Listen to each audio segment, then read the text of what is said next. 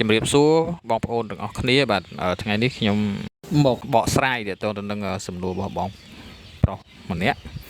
បាទគាត់សួរថាការចិញ្ចឹមមាន់ប្រឡែងតែនៅក្នុងរបងតើទទួលបានលទ្ធផលរបៀបណាហើយបើសិនជាចិញ្ចឹមទៅទទួលបានលទ្ធផលល្អគាត់ចង់ធ្វើតាមវិធីសាស្ត្រហ្នឹងរបៀបហ្នឹងដោយសារគាត់គិតថាមាន់ស្រែតើតែចិញ្ចឹមប្រឡែងឲ្យវាដើរផ្ទាល់ដីចឹងបងប្អូនមុននឹងទៅដល់ការបកស្រាយទៅលើសំណួររបស់បងបាទខ្ញុំបង្ហាញតិចតទៅនឹងរបៀបនៃការចិញ្ចឹមមាន់បាទចិញ្ចឹមមាន់ស្រែរបស់យើងបាទរបៀបចិញ្ចឹមមាន់ស្រែរបស់យើងមានច្រើនរបៀបបងប្អូននៅក្នុងនេះខ្ញុំលើក4របៀបបាទ4របៀបតែនៅមានរបៀបផ្សេងទៀតបាទរបៀបទី1តទៅនឹងចិញ្ចឹមនៅក្នុងទ្រុងផ្ទាល់ដីបាទចិញ្ចឹមក្នុងទ្រុងហើយផ្ទាល់ដីឬក៏គេចិញ្ចឹមនៅលើសាបស៊ីម៉ងអីចឹងបងប្អូនបាទយើងគិតថាផ្ទាល់ដីដូចគ្នាយ៉ាងបានដែរបាទចំណុចទី2ចិញ្ចឹមក្នុងទ្រុងតែនៅលើរៀនចំណុចទី3ចិញ្ចឹមប្រឡែងនៅក្នុងរបងដែលជាសំណួររបស់បងប្អូនយើងដែលគាត់សួរហ្នឹងបាទមួយចំណុចទៀតចំណុចទី4របៀបចិញ្ចឹមប្រឡែងតាមវាលកាលបងប្អូនហ្នឹងហើយអញ្ចឹង4របៀបហ្នឹងចំពោះមាន់ស្រែយើងចិញ្ចឹមសុទ្ធតែបានផលទាំងអស់វាគ្រាន់តែចិញ្ចឹមរបៀបនេះយើងចំណាយចេះទៅចិញ្ចឹមរបៀបនោះយើងចំណាយចោះទៅហើយតើតើនឹងផលគឺបានទាំងអស់ហ្នឹងបាទក៏ប៉ុន្តែវិធីសាស្ត្រខ្លះឬក៏របៀបចិញ្ចឹមខ្លះយើងទទួលបានផលតិចជាងវិធីសាស្ត្រផ្សេងមួយទៀតបាទអញ្ចឹង4វិធីសាស្ត្រហ្នឹងគឺបានផលទាំងអស់ហើយចំណុចដែលបានផលហ្នឹងគឺយើងត្រូវអនុវត្តទៅលើអីខ្លះអញ្ចឹងចំណុចសំខាន់យើងត្រូវអនុវត្តមានដូចជាការធ្វើបាក់សាំងអញ្ចឹងទាំង4របៀបហ្នឹងយើងត្រូវតែធ្វើបាក់សាំងទៅលើសត្វចិញ្ចឹមរបស់យើងហ្នឹងឲ្យបានគ្រប់មុខអញ្ចឹងនៅពេលដែលយើងធ្វើបាក់សាំងរួចហើយនៅពេលនោះគឺយើងអាចទទួលផលឬគេហៅថាវិធីសាស្ត្រការពារជំហានទី1មួយទៀតតទៅនឹងការថែទាំឬក៏ការធ្វើអនាម័យបាទអញ្ចឹងខ្ញុំនិយាយពីការថែទាំអញ្ចឹងថែទាំទាំង4វិធីសាស្ត្រហ្នឹងគឺយើងធ្វើការថែទាំដល់សត្វរបស់យើងវាគ្រាន់តែវិធីសាស្ត្រខ្លះយើងពិបាកក្នុងការថែទាំវិធីសាស្ត្រខ្លះទៀតគឺយើងងាយស្រួលក្នុងការថែទាំបាទចំណុចមួយទៀតតទៅនឹងវិធីសាស្ត្រការពារបាទវិធីសាស្ត្រការពារគឺការចិញ្ចឹម4របៀបហ្នឹងគឺយើងមានវិធីសាស្ត្រការពារខុសគ្នាដូចគ្នាការពារវិធីសាស្ត្រចិញ្ចឹមខ្លះក៏យើងមានវិធីសាស្ត្រការពារងាយស្រួលទៅវិធីសាស្ត្រការពារមួយចំនួនទៀតក៏យើងពិបាកក្នុងការពារចឹងទៅអញ្ចឹងនៅក្នុង4របៀបហ្នឹងដូចខ្ញុំបានបញ្ជាក់ខាងលើអញ្ចឹងគឺយើងទទួលផលបានជោគជ័យទាំងអស់ហ្នឹងគ្រាន់តែតកតងការជោគជ័យចំណុចខ្លះក៏វាជោគជ័យតិចចំណុចខ្លះក៏វាជោគជ័យ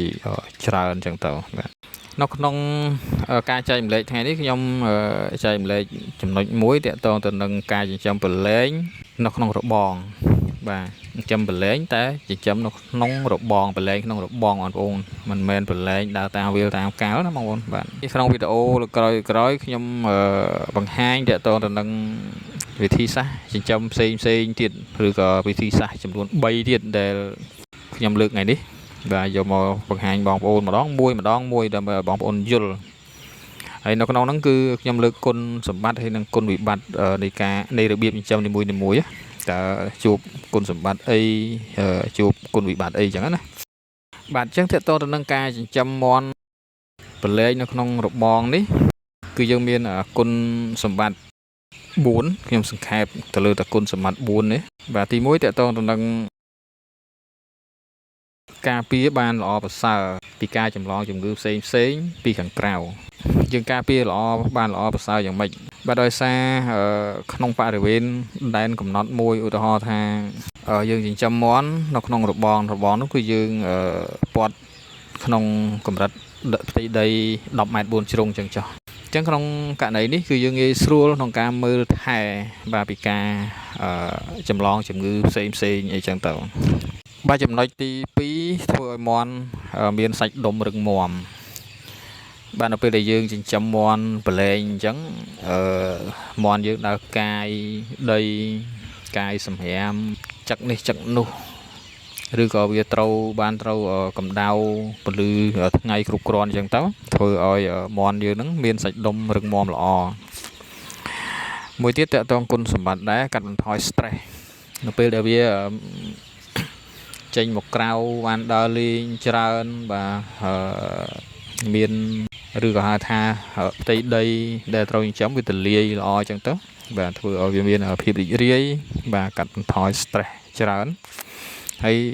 មួយទៀតស្បែកស្វិតមន់របស់យើងហ្នឹងវាមានស្បែកឲ្យវាយើងចាស់អញ្ចឹងធ្វើឲ្យស្បែកវាស្វិតវាដូចការចិញ្ចឹមនៅក្នុងម្លប់ឬក៏ក្នុងទ្រុងដែលត្រូវពន្លឺថ្ងៃតិចតួចបងប្អូនបាទកាលណាវាត្រូវពន្លឺថ្ងៃតិចតួចគឺការចិញ្ចឹមធ្វើស្បែករបស់សត្វហ្នឹងវារៀងផុយបន្តិចបាទនេះជាគុណសម្បត្តិបាទខ្ញុំបង្ហាញត្រួសប៉ុណ្ណឹង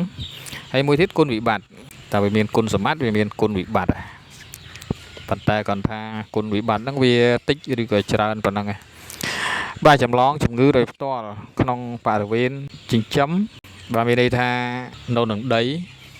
បាទនៅនឹងដីមានជំងឺអីខ្លះបងប្អូនទី1តើតទៅនឹងប៉ារ៉ាស៊ីតទី2ពពួកបាក់តេរីបាទនៅផ្ទាល់ដីហើយប៉ារ៉ាស៊ីតវាបង្កដល់ឲ្យកើតមានតើតនឹងជំងឺព្រូនជំងឺសត្វផ្សេងហើយពពួកបាក់តេរីគឺបង្កឲ្យរាគរូសអញ្ចឹងកាលណាមានបញ្ហាទាំងអស់ហ្នឹងកើតឡើងធ្វើឲ្យមន់របស់យើងហ្នឹងទទួលរងជំងឺខ្លះមួយទៀតតើតទៅនឹងការចម្លងពីអាកាសមកវិញបាទពីខាងលើណាបងប្អូនបាទទី1តើតទៅនឹងនៅពេលដែលយើងលែងគឺបរិវេណចិញ្ចឹមរបស់យើងហ្នឹងគឺត្រូវការដាំដើមឈើដើម្បីជាម្លប់របស់វាជ្រកអញ្ចឹងនៅពេលដែលយើងមានដើមឈើអញ្ចឹងយើងមានសត្វបាទសត្វស្លាបគ្រប់ប្រភេទដែលវាមកធ្វើសបុកវាហោះហើរមកអញ្ចឹងវាត្រូវជុះបាទវាត្រូវជុះលបុករបស់វាហ្នឹងអញ្ចឹងតទៅនឹងការចម្លងតាមរយៈលាមកសត្វឬក៏តាមរយៈសត្វស្លាបហ្នឹងគឺក៏ធំធេងណាស់ដែរបាទតទៅនឹងជំងឺផ្សេងពីព្រោះសត្វស្លាបទាំងអស់ហ្នឹងវាអត់ដឹងថាវាទៅទុំនៅកន្លែងណាខ្លះវាទៅនៅកន្លែងណាខ្លះឧទាហរណ៍ដូចជាវាទៅនៅតំបន់ដែលមានផ្ទុះជំងឺរួចហើយវាមកទុំនៅកន្លែងដែលយើងចិញ្ចឹមសត្វហ្នឹងបាទមួយទៀតពិបាកគ្រប់គ្រងឧទាហរណ៍ថារដូវវស្សាមានភ្លៀងមានខ្យល់អីចឹងទៅនៅពេលដែលយើងលែងនៅពេលដែលមានភ្លៀងមានខ្យល់អីមកគឺវានៅរស់នៅក្រោមម្លប់រុក្ខជាតិដែលយើងដាំដុះនៅក្នុងហ្នឹងអញ្ចឹងវាអត់ចូលក្នុងរោងទេអញ្ចឹងយើងពិបាកក្នុងការគ្រប់គ្រងត្រង់ចំណុចមួយហ្នឹងដូច្នេះយើងត្រូវដេញត្រូវគៀងវាបាទអញ្ចឹងយើងបង្កើនការងារបានមួយចំនួនទៀតយើងធ្វើឲ្យយើងរវល់បានមួយចំនួនទៀតបាទមួយទៀតការចិញ្ចឹមរយៈពេលវែងបាទតើតទៅនឹងការចិញ្ចឹមរបៀបនេះវាមានរយៈពេលវែងជាងការចិញ្ចឹមនៅក្នុងទ្រុងផ្ទាល់ដីឬក៏នៅក្នុងទ្រុងលើរៀនបាទចំរបៀបហ្នឹងណាដោយសារសត្វវាមិនផ្ដោតទៅលើការស៊ីចំណីនឹងទាំងស្រុងទេបាទហើយមួយទៀតតើតទៅនឹងសត្វវាធ្វើចលនាច្រើនបាទតើតនឹងការធ្វើចលនាច្រើនធ្វើឲ្យកាត់បន្ថយការលូតលាស់មួយចំនួនដែរដោយសារវា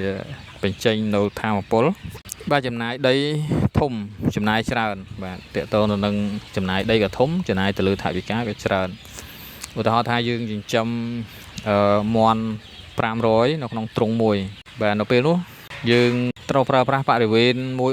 ឧទាហរណ៍ថារោងមួយដែលមានចំណុះដែលយើងអាចដាក់មន់បានចំនួន500ក៏ប៉ុន្តែយើងត្រូវត្រៀមដីទំហំមួយទៀតដើម្បីលែងមន់ចំនួន500ហ្នឹងបាទអញ្ចឹងយើងត្រូវចំណាយទៅលើដីទំហំដីមួយទៀតតើតើនឹងយើងចំណាយទៅលើការដាំដុះដើមរុក្ខជាតិមួយចំនួនយើងចំណាយទៅលើរបងព័ទ្ធក្នុងបរិវេណដែលយើងត្រូវប្រឡែងមន់ហ្នឹងបាទអញ្ចឹងយើងចំណាយអ្វីទាំងអស់ហ្នឹងបាទប៉ុន្តែការចិញ្ចឹមរបៀបនេះមានទំនុកចិត្តនិងជោគជ័យច្រើនជាងការចិញ្ចឹមប្រឡែងដោយសេរីដែលចិញ្ចឹមលែងធ្វើឲ្យមន់ហ្នឹងដើរពីកាលបងប្អូនតើតើការចិញ្ចឹម មន់នៅក្នុងទ្រុងដែលមានបរិវេណដើម្បីប្រឡែងនេះគឺយើងចិញ្ចឹមបានល្អប្រសើរជាងការចិញ្ចឹមប្រឡែងពាសវាលពាសកាលបាទពីព្រោះចិញ្ចឹមនៅក្នុងបរិវេណនេះគឺយើងមានការទទួលខុសត្រូវច្រើនយើងស្រឡាញ់វាបានច្រើនយើងមើលឃើញវាបានច្រើនចឹងធ្វើឲ្យយើងយកចិត្តទុកដាក់លើវាច្រើនប៉ុន្តែផ្ទុយទៅវិញនៅពេលដែលយើងចិញ្ចឹមប្រឡែងដើរដោយសេរីពាសវាលពាសកាលគឺយើងអត់សូវបានឃើញវាទេហើយក៏យើងអត់សូវស្រឡាញ់ចូលចិត្តវាដែរហើយក៏យើងអត់សូវយកចិត្តទុកដាក់មើលថែវាបានគ្រប់ជ្រុងជ្រោយដែរការចិញ្ចឹមដើរលេងវាលកាលហ្នឹងគឺវាទៅចម្លងជំងឺពីតំបន់ផ្សេងៗយកមកបង្កើតជាបញ្ហាមកដល់ការចិញ្ចឹមសត្វរបស់យើងបាទហើយតកតងការចិញ្ចឹមនៅក្នុងទ្រុងដែលមានរបងព័ទ្ធបរិវេណដើរលេងនេះធ្វើឲ្យយើងមានទំនុកចិត្តធ្វើឲ្យយើងហ៊ានពង្រីកនៅផលិតកម្មរបស់យើងនឹងធ្វើឲ្យយើងចេះរៀបផែនការសម្រាប់ពង្រីកក្នុងការចិញ្ចឹមរបស់យើងតទៅមុខទៀតបានខុសពីការចិញ្ចឹមប្រឡែងដើរវាលដើរកាលបាទអញ្ចឹងវីដេអូនេះអត់វែងទេបងប្អូនសូមខ្លីប៉ុណ្នេះហើយមុននឹងបញ្ចប់ក៏សូមជូនពរបងប្អូនទាំងអស់គ្នាជួបតែសំណាងល្អសុខភាពល្អនិងចិញ្ចឹមសត្វទទួលបានជោគជ័យបាទសូមអរគុណ